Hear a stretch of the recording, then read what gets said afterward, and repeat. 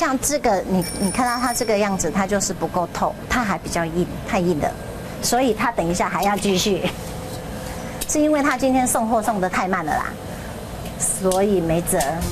时间不够，入味就不够。林秀英把鸡翅再次放进锅，不时的盯着时间注意。他已经飘。哥哥，你帮我看那个锅子滚了没有？不同材料需要卤的时间不同，精准拿捏，味道才对。鸡翅、鸡内脏、猪血糕先后卤，豆干垫后。豆干也是功夫哦，你太大火了不行。然后太久了也会破皮。功夫还在卤包里。哦，闻起来很香，批豆董油。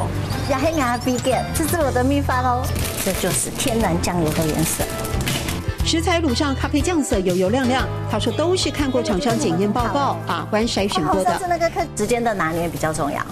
然后像我们到外面去吃的话，你有时候他们卤的时间其实不够。哎，弟弟，你帮我把火锅料摆上来啊。动作很快，总是带着催促声。林秀英的手一直没停过。营业时间前半小时，就有学生闻香而来。远嫁到澎湖的客家女子想成功抓住当地人的胃，她说一直在努力尝试。改良的辣椒酱很受欢迎，加深了她的信心。他们家的这一个就是食材种类很多，对，然后很特别是他们家的那个辣椒酱，每个礼拜都会来个1-2次吧。对啊，因为我们家里的人也都很喜欢吃这边，所以我都会特地跑到这边来买。